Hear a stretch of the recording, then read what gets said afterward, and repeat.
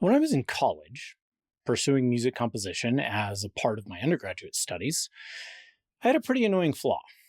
I was good enough at my subjects that I could do a solid job and get by with mostly A's on a solid job, not a great job.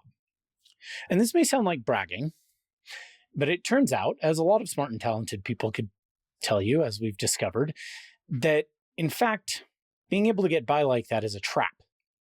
It's a trap that it is difficult to escape from. You can tell yourself, and I told myself certainly, that you are working hard, that you're working harder than the people around you. It can even be true that you are working harder than the people around you. But even so, it can also be true that you're not working nearly as hard as you could. That was me in college, not working nearly as hard as I could. I am, as some of you watching this may know, a fairly serious recreational runner. This connects, I promise. I took up the sport of running about 15 years ago after a positively debilitating bout of mono. I wanted to get back in shape to be able to go play Ultimate with my friends. And as I came back from that, the running habit stuck, and I decided that I wanted to try running a half marathon. And I ran it reasonably well, and over the course of my 20s and even into my mid-30s, I was pretty happy with the kind of progress I had made.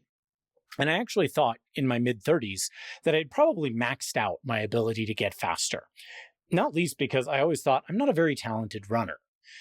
And by comparison with pros, of course, that's true. I'm not. But it turns out, I've discovered in the last 2 years, that I'm a lot more talented of a runner than I realized. I just wasn't working that hard. And over those past 2 years, I've learned how to work a lot harder. And unsurprisingly, as a result, I've gotten a lot faster. I had no idea how hard I could work. But when I actually started putting the pedal down, I got 10 minutes faster in 18 months, going from a 128 to a 118 with big fractions on top of those. That's a lot. And the truth is, I don't think I've gotten anywhere close to my physical limits. I'm still learning to work much harder than I had any idea I could work. The reality is, I could say almost exactly the same about music. Back in college, I had access to a music library full of scores and recordings. I could listen to any piece from the classical repertoire, including a lot of contemporary works, and do it with a nice printed copy of the score sitting right in front of me. And I could do that anytime I wanted. And I had lots of time, and I mean lots. I was a college student. I was working hard, and I was working and taking physics classes, but I had lots of time. And I know because I spent it on things like playing Halo and participating in Star Wars forums. Those things were not bad, but in retrospect, they were worth a lot less than the other things I could have been doing with that time. I only availed myself of that music library a handful of times, really when I was required to for an assignment by a composition professor. I kind of coasted through my music theory classes. I got by on the fact that I was smart, and I got through my ear training work fine, but got through is the right way to say it. I got through. I didn't master it.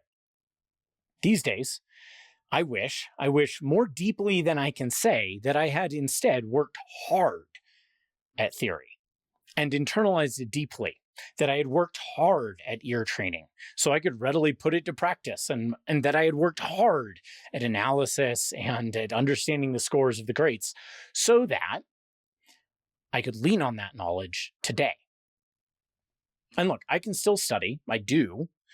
IMSLP exists. So does Encoda. These are great tools for score study.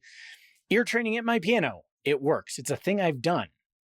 Working through something like the Open Music Theory text. It's free. I can do it. I do actually sit down and do it sometimes. But I'm not a full-time student. I'm a full-time working person. I'm not single, and I don't have the boundless energy that I had when I was 19. I'm a husband and a dad of 2 preteen daughters. That takes a lot of time up. And I frankly have less energy than I did back then.